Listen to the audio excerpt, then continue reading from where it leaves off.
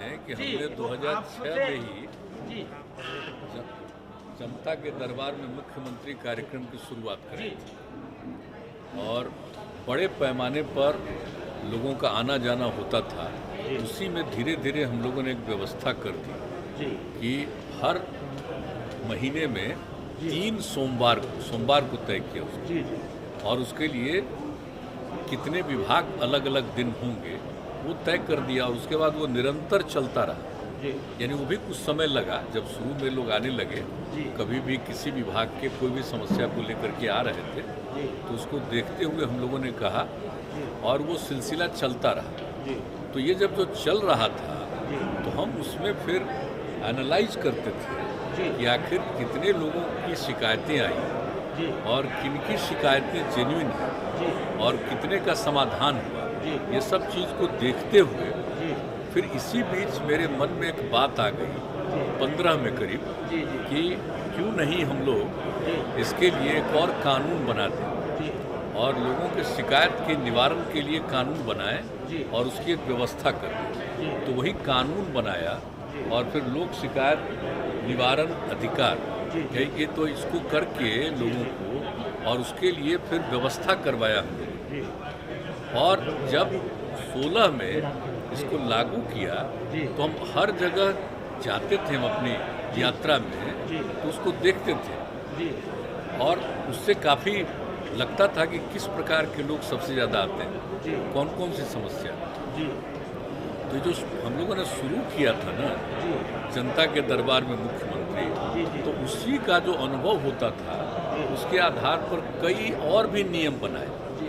जैसे देखा जाता था कि सबसे ज़्यादा वायलेंस जो हो रहा है उसी में, जिसको हम बार बार बोलते हैं कि ज़मीन का और आपस में संपत्ति के विवाद के कारण ही सबसे ज़्यादा हो जाता है झगड़ा, और उसी में क्राइम होता है।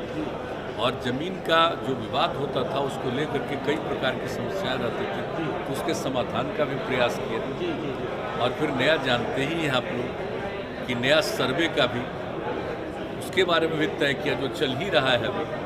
तो हर जगह करते हुए फिर मेरे मन में ये बात आई कि लोगों को ये अधिकार दे दें और लोगों को जो आना पड़ता है यहाँ पर या जिला में जाना पड़ता है एकदम एक बना दे। तो बना दिया, बहुत अच्छे ढंग से चला। तो और उसको हम देखते भी थे कि वो काम चल रहा है, तो चल तो रहा ही है। और 2 साल तक हम कई जगहों पर गए, लेकिन उसके बाद जो हमने देखा है पिछले 2 वर्षों में कि कई जगह मेरे पास ये बात आने लगी कि भाई आप जो करते थे लोक शिकायत निवारण का, इसमें जनता के दरबार में मुख्यमंत्री वाला जो कार्यक्रम किया, तो उस कार्यक्रम को अगर जारी रखते तो लोगों को और ज़्यादा सुविधा होती, क्योंकि सब लोग नहीं जा पाते हैं लोक शिकायत निवारण का।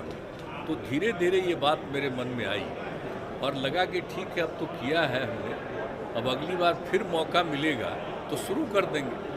तो यही तय कर दिया और हमने अनाउंस कर दिया कि और जिस तरह से पहले कर रहे थे ठीक उसी तरह से 3 सोमवार हम तो करना चाह रहे थे, और पहले तो कहाँ पर करेंगे, लोगों को किसी तरह की असुविधा नहीं हो। तो आप देख रहे हैं कि यहाँ पर इस तरह से बनवाया गया।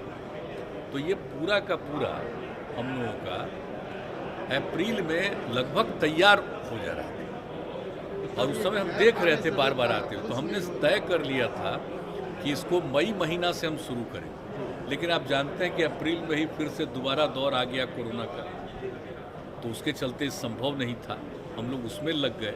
अब धीरे धीरे वो संख्या घटी तो हम लोगों ने सोच लिया कि भाई अब करना चाहिए। अब जैसे ही आज देखिए कितनी तरह की समस्या को लेकर के लोग आ रहे हैं, और ऐसी चीज़ें हैं जो बहुत सारी चीज़ें तय हैं और फिर भी अब तक उसको क्यों नहीं हुआ, क्यों सफ़र करना पड़ा है। तो एक एक चीज़ को जो देख रहे हैं ना, तो लगा कि ये ठीक है, हम लोगों को इनकी बात सुननी चाहिए। लोक शिकायत निवारण कानून तो है ही, लेकिन इसके साथ ही विभिन्न विभागों से संबंधित कोई बात है, कोई काम क्यों नहीं हुआ, या नई चीज़ों को लेकर के भी लोग आ रहे हैं कि भाई इसमें ये कुछ करना चाहिए, तो सब सुन रहे हैं, अच्छी बात है। लेकिन अभी चूंकि कोरोना का ही दौर है, इसलिए इसको थोड़ा सा किया है, हल्का एक उसमें सिस्टम ऐसा बना दिया। पहले क्या था कि जिसकी जो इच्छा जब जिस दिन उसका समय आता उस दिन आ जाए, लेकिन अभी तो इसलिए कर दिया कि जहाँ भी जो लोग भी जिस शिकायत को उसके बारे में बता दें, तो वही सब डिस्ट्रिक्ट्स में सब लोगों को ले करके लोगों का जांच करा करके और वहाँ से लोग ले करके यहाँ भेज रहे हैं और फिर यहाँ से उसको वापस घर तक पहुँचवा देंगे। तो ये सब व्यवस्था किया गया ताकि कोई पॉजिटिव कोरोना का नहीं आए। तो इस तरह से सब सिस्टम करके हम लोग अभी कर रहे हैं। लेकिन जैसे ही कोरोना का दौर शुरू होगा तो फिर जैसे पहले चाहे जितने लोगों को आना है आइए, हजार लोग आते थे। हाँ, तो आते ही थे। नहीं, अभी आप जो देख रहे हैं ना, वो फिर आप देखिएगा लॉ एंड ऑर्डर वाला और इन सब चीज़ों में फिर आएंगे काफ़ी। फिर 2 तारीख को होगा अगले महीने। अब इस बार से शुरू कर दिया हमने। इस बात में कितनी सच्चाई है कि आपने आरसीपी सिंह को बधाई नहीं दी है फोन करके उनके मंत्री बनने तो इस सब बात पर छोड़िए, सर, लेकिन ये कंट्रोवर्सी हो रही है। सब ऐसा कि पहले जो जनता हमारे दरबार पार्टी के कैसे नहीं कह रहे कि बधाई नहीं दी है, ये सबको कुछ को मालूम रहता नहीं, ऐसे ही बोलते रहता है, सब पहले कोई जो बात। जनता दरबार हुआ हमारी पार्टी में सब कोई इशू नहीं है। 2016 में जो जनता दरबार हुआ, आज जो हुआ, तो आपका जो हम लोगों को मालूम भी नहीं तो बधाई नहीं दी, इसका क्या पता है। जी ऐसे कुछ ले वहाँ दिए कि नहीं दिए, लेकिन तरह तरह की लेकिन बात चर्चा तो है कि आपने नहीं दी बधाई। आज ये नहीं, सब बात फालतू है, पता नहीं क्यों ये सब ऐसी ऐसी चीज़ों की चर्चा होती है, इसका कोई तो ऐसा कोई ऐसी बात नहीं। आज जो शिकायत आया आपके पास जो विभाग से आया और 2016, तो क्या कुछ इतना दिन में जो नेचर है उसका और जिस तरह से है एक बात हम परिवर्तन कहते आपने हैं, देखा? आपने जो लोक शिकायत निवारण कानून जो बनाया है, जी जी जी वो भी बहुत इफेक्टिव चल रहा है, जी उसको हम देखे हैं। जी लेकिन फिर भी जी ये लगा कि सारे लोग शायद नहीं जा पाते हैं जी और कई तरह की समस्या झेल रहे हैं। जी तो वैसी समस्याओं का जो लोक शिकायत निवारण कानून में प्रावधान है, उसके अलावे भी कुछ बातें होंगी। जी जी जी तो इसलिए ज़रूरी है, जी इसको देखना भी जरूरी है। वो तो अपनी जगह पर चलेगा, जी वो तो निश्चित रूप से चलेगा, जी और उसके साथ साथ ये भी करेंगे तो अगर आवश्यकता पड़ेगी तो उसका और एक्सपेंशन भी करेंगे, जी जी जी और लोगों का कुछ शिकायत है तो उसका समाधान हो बेहतर ढंग से। और नंबर 2, बहुत लोग सुझाव लेकर के आते हैं, जी जी तो उनकी बात पर विचार करेंगे, तो हम लोग निर्णय लेंगे। जी जी तो यही है। और आप जान लीजिए, जब नॉर्मल हो जाएगा फिर सारे प्रेस वाले जो आते थे और खुशी होती थी जी जी कि लोग खुद भी देखते थे और खुद भी जो शिकायत लेकर के आता था उससे बात करते थे। जी जी जी और जो भी हमारे समझ लीजिए विभिन्न विभागों के जो अधिकारी हैं, माननीय मंत्रीगण हैं, उप मुख्यमंत्री, सब लोग जो बात करते थे उसको भी लोग देखते थे। जी बिल्कुल तो वही चीज़ फिर लागू हो जाएगी जी जी जैसे ही जरा एक कोरोना वाला दौर खत्म हो जाने जी दीजिए, जी वरना एक साथ सब लोगों को फिर भीड़ को बुला लिया जाएगा और वहीं कहीं किन्हीं को कुछ हो जी तो इस संकट का सामना नहीं करना पड़ेगा। जी। इसलिए अभी तक तो जो नई टेक्नोलॉजी है उसके हिसाब से सुविधा दी गई है जी। कि ऑनलाइन है, देख सकते हैं, जी जी और यहाँ से भी आप लोग उसको ब्रॉडकास्ट कर दीजिएगा। तो इस तरह से किया गया फिलहाल। लेकिन ये हम सभी पत्रकार बंधुओं से कहेंगे, ऐसा मत मानिएगा कि हम कोई अवॉइड कर रहे हैं, जी ये हमको ये सब में खुशी नहीं होती। जी जी जी लेकिन अभी चूंकि कोरोना का दौर है और खतरा बढ़ गया है कि तीसरे नंबर पर फिर हो सकता है, तो वैसी स्थिति में ज़रा लोगों को प्रोटेक्ट करना हम चाहते हैं और कोई बात नहीं है। और लोग आए, अब देख लीजिए आ रहे हैं, जांच तो हो ही रहा, सबको लाया जा रहा है, हेल्थ का भी ध्यान रखा जा रहा है और फिर इनको वापस पहुंचाया जाएगा। और जब लोगों को लाना पड़ता है दूर दराज के ज़िलों से, तो उन लोगों के भोजन का इंतजाम, कहीं रात में रखने का इंतजाम, यहाँ से घर पहुँचा देने का सब काम किया जा रहा है। ये सब चीज़ को देखते हुए, ताकि कोई भी आए उसको तकलीफ नहीं हो, और जब आ रहे हैं तो फिर इसी तरह से लोग लौट जाए। हर चीज को रोकने के लिए सरकार पूरी तरह से हम लोग पूरे तौर पर अलर्ट है बैठे, और केंद्र सरकार की तरफ से भी पूरे तौर पर अलर्टनेस है। हम लोग एक एक चीज़ को कर रहे हैं, चाहे ऑक्सीजन का मामला हो या हर चीज़ के लिए बहुत तेज़ी से।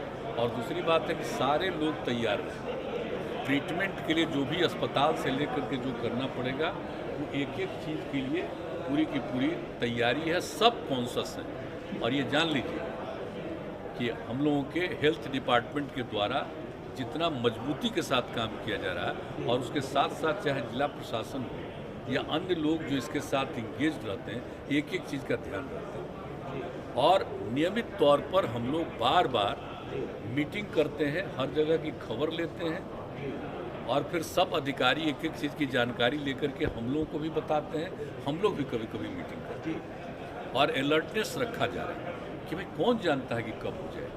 हम तो शुरू से कह रहे हैं कि ये तो एक विचित्र चीज़ है, ये तो नेचुरल है नहीं, आर्टिफिशियल है।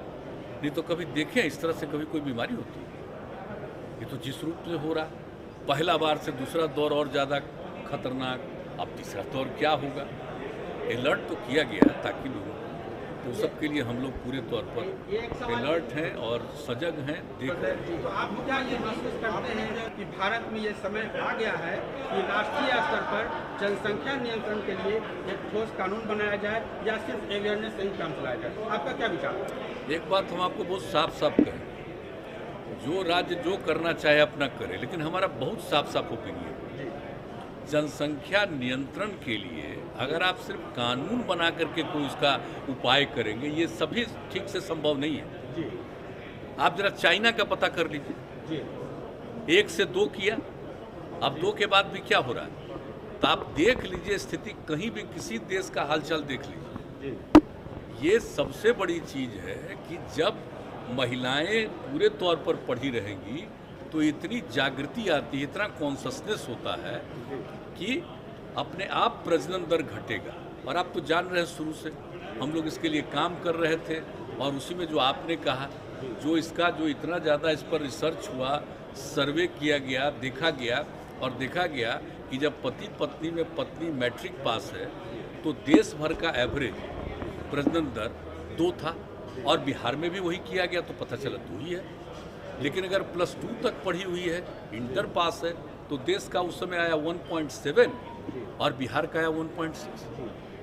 तो उसी समय तो यूरेका की भावना आई ना, हमको लगा कि भाई इतनी बड़ी चीज़ है, ये तो प्रजनन दर को कम करने के लिए। बिहार में कितना ज़्यादा है आप जानते हैं। तो देखिए, इससे काम शुरू करते करते घटते घटते 4 के ऊपर था, अब उससे घटते घटते 3 के पास पहुंच गया। लेकिन ये पूरे तौर पर होगा तो हमको पूरा भरोसा है कि 40 तक, हमको जो लगता है, मेरा अपना व्यक्तिगत जो हम पूरा का पूरा करते हैं कि 2040 तक जरूर ये वृद्धि नहीं रहेगी और उसके बाद घटना शुरू होगी। तो इस तरह से जब बात है तो हम लोग तो इसी पर काम कर रहे हैं। लेकिन बहुत लोग लगता है खाली कानून बना देंगे और उससे हो जाएगा, तो वो तो अपना सोच है अपना। हम लोगों का सोच बहुत साफ है कि कैसे हम कर सकते हैं प्रजनन दर कम, और इसमें कोई कम्युनिटी का हो, सब पर ये असर पड़ेगा। जब महिलाएं बिल्कुल पढ़ी लिखी होंगी तो आप देख लीजिए, कोई कम्युनिटी का हो तो आप पता कर लीजिए, तो इसमें होगा। और इक्का दुक्का तो होता ही न है, कभी कभी तो आप देखें कि पढ़े लिखे लोग भी बहुत पैदा किए हैं, क्या तो इस तरह से तो कई लोग होते हैं। तो वो तो एक अलग बात है, ये तो नहीं मान करके चलिएगा कि हम तो कोई कानून के बहुत पक्ष में नहीं है, तो कुछ तो कर सकता है। लेकिन मैक्सिमम आज ये नहीं कोई कह सकता, दावा कर सकता है कि हर परिवार में जो हम बोल रहे हैं कि प्रजनन दर, ओवरऑल प्रजनन दर घटेगा, लेकिन ये दावा हम नहीं कर सकते कि हर एक परिवार में कम ही कर लेगा। लेकिन कुल मिला करके ज़्यादा से ज़्यादा में कम हो, तो कुल मिला करके प्रजनन दर घटेगा। तो इसलिए हम लोगों का तो यही राय है। बाकी हमको तो अब अलग अलग राज्य का है, लोगों का अपना अपना सोच है, तो अपने ढंग से करें। लेकिन हमको जो लगता है कि इससे कितना इफेक्टिव हो रहा है, मैंने मैक्सिमम न बिहार का था प्रजनन दर, तो कितना घटा है और कितना तेजी से घट रहा है, ये साधारण बात नहीं, बहुत अच्छी बात है। बाढ़ की स्थिति कुछ बिगड़ी? ये बाढ़ की स्थिति के लिए तो एकदम बिल्कुल तैयार है, जान रहे हम लोग 2006 से ही शुरू किया, 7-8 कौन साल में नहीं किया। और इस बार भी जरा सा भी था तो हम जा करके एक एक जगह देख करके हर कलेक्टर को करवा दिया कि देख लीजिए, नीचे से दूर से देखिएगा तो सब बात पता नहीं चलेगा। आप जानते हैं ना कितनी बार सारे डीएम्स को ऊपर से भी हम हेलीकॉप्टर भिजवा करके दिखवा लेते हैं कि कहीं कोई गांव ऐसा न हो जिसकी उपेक्षा हो सके, और पूरे तौर पर। और ये भी जो आपदा प्रबंधन है उसमें भी जो पिछले बार बात हुई थी तो कई जगह ये पता चला कि अफेक्टेड लोग बार बार हमारे यहाँ भेजते थे तो रिपोर्ट उसका करा के कराते थे। तो इस बार भी कह दिया कि कोई अफेक्टेड आदमी छूटना नहीं चाहिए, उनको राहत देनी है।